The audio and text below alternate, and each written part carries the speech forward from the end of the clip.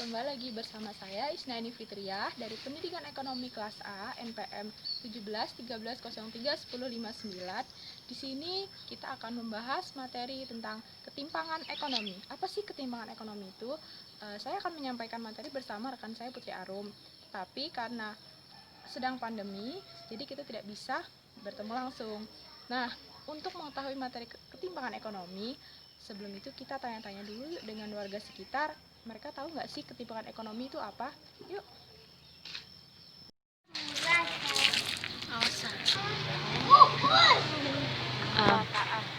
Mbak, tahu nggak ketimpangan ekonomi itu apa? Apa ya? Perbedaan pemerataan di beberapa daerah ya? Oh ya, pembangunan ya Mbak ya? Pembangunan ya? Iya. Makasih ya Mbak. Iya. Mbak, tahu nggak ketimpangan ekonomi itu apa? Pembangunan antar desa atau daerah yang tidak merata. Oh ya, makasih ya. Iya. Kamu tahu nggak ketimpangan ekonomi itu apa? Nggak tahu.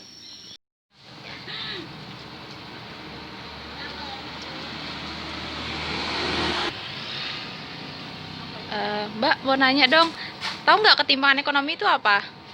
Oh ya. Tidak meratanya pendapatan dan pembangunan akibat perbedaan sumber daya alam. Oh iya. Makasih ya Mbak. Ya.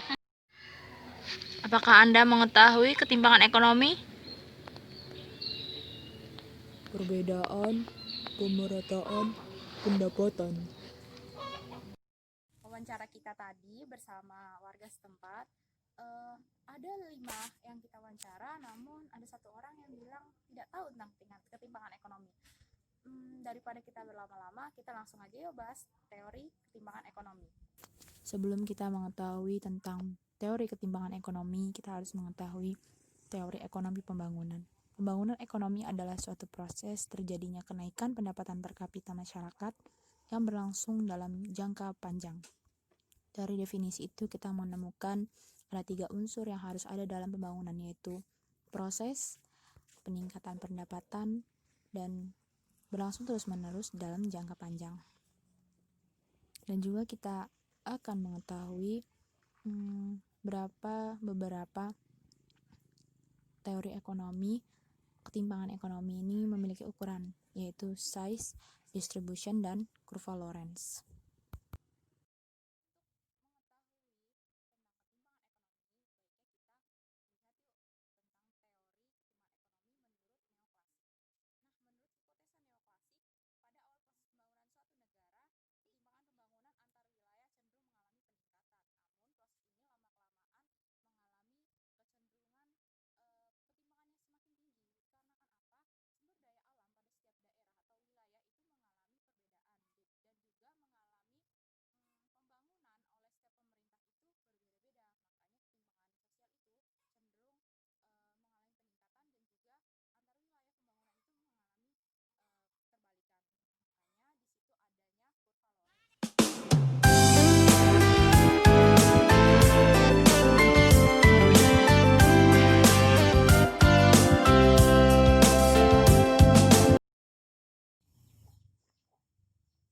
Ketika kita sudah mengetahui teori menurut hipotesa neoklasik pada awal proses pembangunan suatu negara, ketimpangan mengalami peningkatan.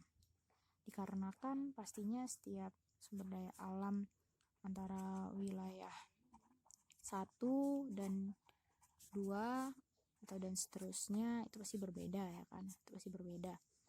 Maka pendapatan plus pembangunan juga ikut berbeda, isinya berbeda. Maka dari itu kita ketahui bahwa ketimpangan ekonomi akan mengalami peningkatan antara wilayah 1 dan wilayah lainnya dikarenakan hal ini, pendapatan dan pembangunan. Oke, selanjutnya yaitu penyebab ketimpangan ekonomi. Kita ketahui penyebab ketimpangan ekonomi itu ada beberapa hal. Yang pertama yaitu tentunya tingginya pertumbuhan penduduk.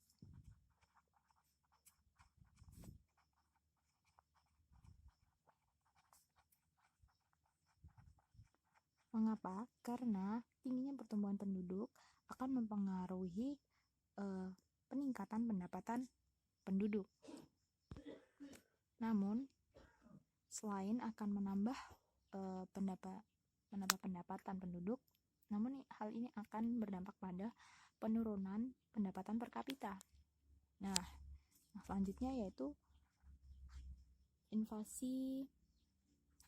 Inflasi dapat terjadi dengan adanya penyebab ketimpangan ekonomi ini dikarenakan inflasi.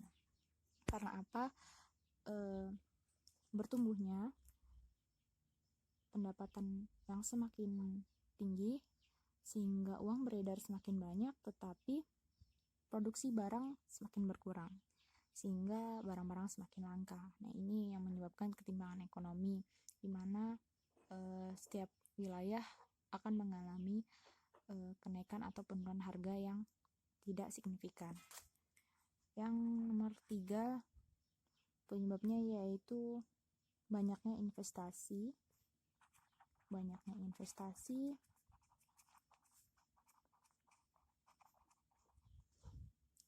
dalam proyek